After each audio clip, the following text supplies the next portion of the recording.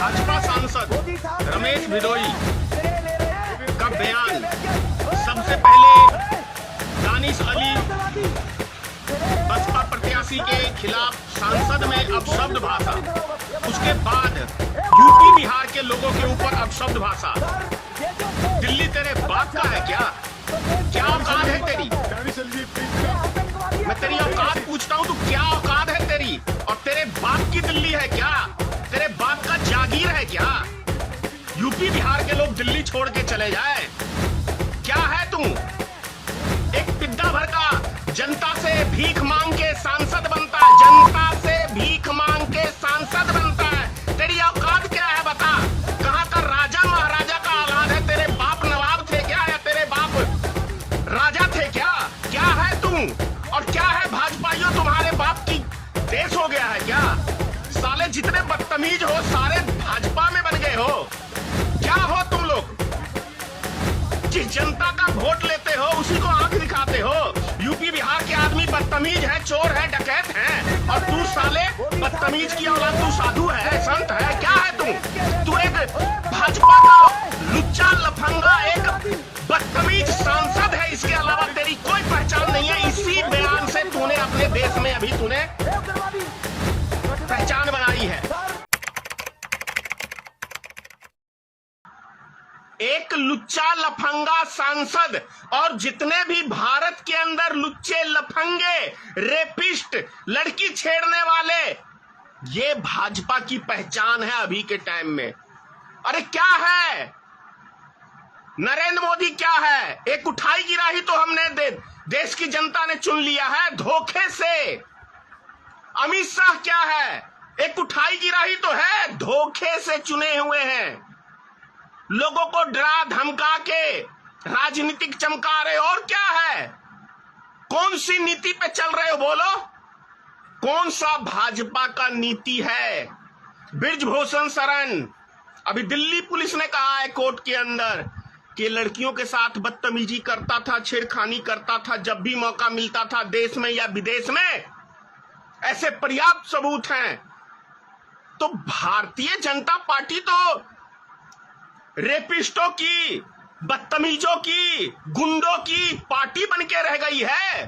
वाजपेयी जी का जमाना खत्म हो गया। मोदी और अमित शाह के जमाने में लुच्चे लफंगे की एक पार्टी बन के रह गई है। और मैं आ रहा हूं दिल्ली में, तेरे बाप की औकात है रोकने का? मैं एक हफ्ते में दिल्ली में आ रहा हूं, चैलेंज करता हूं सारे तेरे भाजपाइयों नेताओं को। रोक देगा मुझे? तेरे बाप में दम है या तेरी में दम है? बदतमीज आदमी के साथ बदतमीजी भाषा ही अच्छा लगता है। कृष्ण भगवान ने कहा था कि कीचड़ में घुस के कीचड़ को साफ किया जाता है, तो तुम्हारे जैसे हरामियों के साथ यही लफ्ज सही है। क्या है? एक मेरे मित्र न्यूज चैनल वाले हैं सोशल मीडिया पे, बैकवर्ड का तू अपने आप को नेता बनता है, उसको बैकवर्ड से प्रेम है। मुझे ना बैकवर्ड से प्रेम है और ना फॉरवर्ड से प्रेम है। किसी भी बदतमीज आदमी से कोई प्रेम नहीं है। जो इस देश की खा के, इस देश की जनता का नमक खा के और उनके साथ नमक हरामी करता है, उन व्यक्तियों से मुझे कोई प्रेम नहीं है। मैं ऐसे ऐसे हरामियों को ढूंढता रहता हूं।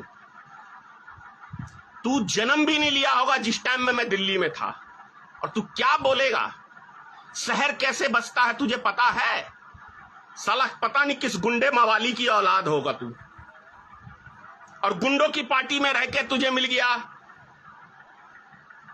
यूपी बिहार के बिना बोलना। तेरे बाप नरेंद्र मोदी में दम है तो बोल कि यूपी में चुनाव हम नहीं लड़ेंगे। तेरे बाप अमित शाह में दम है तो बोल कि हम बिहार में चुनाव नहीं लड़ेंगे। बन जाएगा साला तेरी सरकार, बना लेगा तू सरकार अपनी। मैं निवेदन करता हूं अपने यूपी और बिहार के भाइयों से, अरे भाजपा का अहंकार सर चढ़ के बोल रहा है, उसको उतारो, उसकी औकात दिखाओ भाजपाइयों को। आप ही का मत लेता है और आप ही को बांस करता है। इनको औकात दिखाओ। और मैं बार बार देश की जनता से अपील करता हूं, नेता चुनो सिर्फ 5 साल के लिए, अगली बार चुनोगे तो तुम्हारे सर पे चढ़ के पेशाब करेगा जैसे ये कर रहा है। सांसद की गरिमा क्या होती है ये भी पता है इनको। एक मंदिर में बैठ के एक सांसद का दूसरे सांसद ऐसा अपमान करता है, इसके लिए हम चुन के भेजते हैं। नेता हम किसके लिए चुन के भेजते हैं? कुत्ते बिल्ली के लड़ने के लिए नहीं। हम नेता चुन के भेजते हैं कि हमारे देश की, हमारे क्षेत्र की जो समस्या है उस समस्या को ये नेता जाके सांसद में उठाएगा। तो वो सांसद में ही हम लोग चुन के तो भेजते हैं एक अच्छे ख्याल से, लेकिन ये लोग करते क्या है? उस पार्टी को गाली देना, उसको नीचा दिखाना, उसको, इसके अलावा करते क्या है ये 5 साल सांसद में बैठ के? क्या जनता के मुद्दे उठते हैं? अभी महिला आरक्षण बिल जो मोदी जी लाए हैं, इससे महिलाओं का क्या फायदा? अबे 10 साल बाद में लागू करोगे, तुम करोगे कि नहीं करोगे कौन देखने गया है? 10 साल बाद किसकी सरकार होगी कौन देखने गया है? अगर महिलाओं से प्रेम होता तो इसी बार संसद में बिल पास हुआ, अभी लोकसभा के चुनाव होने वाले हैं, 35% आरक्षण देना चाहिए, तब होता दिलेरी। नहीं, मूर्ख बना रहे हैं। ऐसा मुद्दा ले आते हैं कि हर विपक्षी पार्टी विवश है सपोर्ट करने के लिए, लेकिन कोई विपक्षी पार्टी ये नहीं बोल रहा है कि इसका फायदा क्या। कांग्रेस भी लाई थी बिल, दूसरे दल भी लाए थे, अरे सब तो वही हो, कौन दूध का धुला हुआ है? भाषा किसी राजनेता को, ठीक है मैं जो बोला वो गलत है, मैं मानता हूं, किसी भी नेता का ये भाषा नहीं होना चाहिए। तो भैया मैं कोई जीता हुआ जनप्रतिनिधि नहीं हूं। जिस दिन दायित्व कंधे पे बढ़ता है तो जिम्मेदारियां बढ़ती है, कंधा अपने आप झुक जाता है। स्पष्ट बोल रहा हूं। जब एक कुंवारा आदमी होता है तब के लैंग्वेज, जब वो बाप बनता है तब का लैंग्वेज, जब वो दादा बनता है तब का लैंग्वेज, बहुत अंतर हो जाता है। तो वैसे ही चुनाव जीतने के लिए मोदी ने जुमले छोड़े मान लिया, लेकिन चुनाव जीतने के बाद जब देश दुनिया को चलाने की बारी आई तब भी जुमला। ये नेतागिरी कैसी होती है? हम चुनाव जीतने के लिए जनता से झूठ बोल लेते हैं, मान लेते हैं, लेकिन जब चुनाव जीत के चले गए तब क्या झूठ बोल रहे हो भाई? तब किसको ठग रहे हो? तब राष्ट्र की नजर में आप बेवकूफ महामूर्ख बन रहे हो। दुनिया की नजर में, दुनिया इतनी नासमझ तो नहीं है कि कौन क्या बोल रहा है और उस बात का पता ही नहीं चल रहा है। मोदी हर दिन एक जुमला छोड़ता है, क्या देशवासी नहीं जानते? बच्चा भी जानता है, 2 साल का बच्चे से पूछ लो तो भी कहेगा नरेंद्र एक जुमलेबाज प्रधानमंत्री है। तो क्या इमेज बन गई 10 साल में मोदी की, और क्या इमेज बन गई अमित शाह की? अरे गुंडा लफंगा का इमेज बना के रखा है। भले तुम देश की गद्दी पे कब्जा कर लियो जिस तरीके से, अरे एक से एक शैतान हुए हैं यार दुनिया में, पूरे एक से एक शैतान, और एक से एक शैतान का टाइम भी गया है, तुम्हारा भी जाएगा। बहुत हो गया। मैं फिर कह रहा हूं, एक बाप की है ना औलाद, तो यूपी वाले को बोलना कि मैं दिल्ली लोकसभा सीट से जहां से चुनाव लड़ रहा हूं वहां से मुझे कोई बिहारी वोट ना दे, वहां से बोलना मुझे कोई यूपी का आदमी वोट मत दे।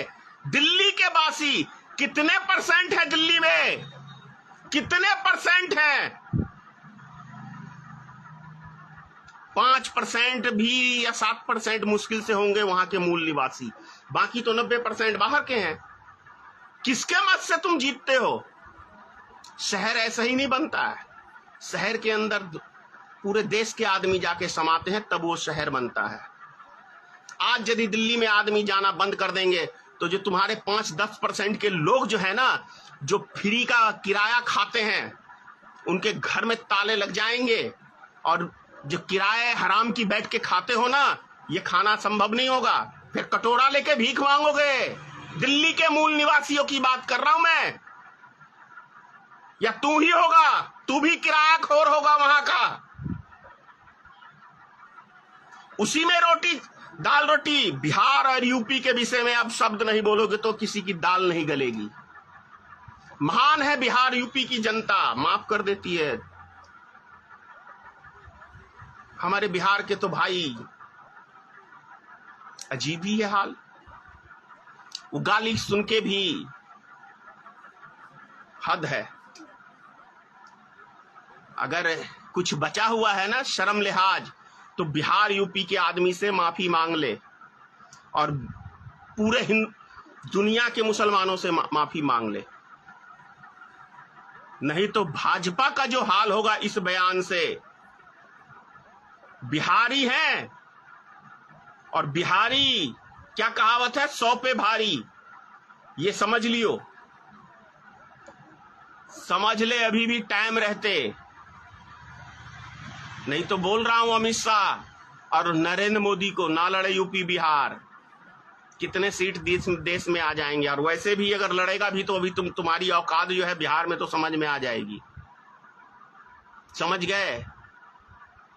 बिहार में समझ में आ जाएगी, बढ़िया से समझ में आ जाएगी। भूत जो चढ़ गया है ना, वो सब बिहार की जनता उतार देगी इस लफ्ज से। बिहार के लोग गुंडा होते हैं, बदमाश होते हैं, लूट मार करते हैं। तेरे घर में डकैती डाली बिहार के लोग ने और यूपी के लोगों ने। कहां पे तेरा क्या छीन लिया बता?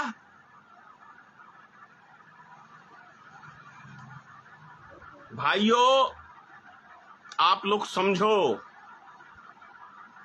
मैं बैकवर्ड और फॉरवर्ड की राजनीति नहीं करता और ना मुस्लिम की करता हूं। मैं जो सही होता है वही बोलता हूं। अब किसी को बुरी लगे या किसी को अच्छी लगे, इसके ऊपर मैं कोई बयान नहीं देता। जय हिंद। आप सभी के लोकप्रिय बहुजन हलचल न्यूज चैनल को देखें, देश और दुनिया की वे खबरें जो कोई न दिखाए। सभी सत्य खबरों को देखने के लिए वीडियो को लाइक करें और चैनल को सब्सक्राइब करें, घंटी को दबाएं और देखते रहिए बहुजन हलचल।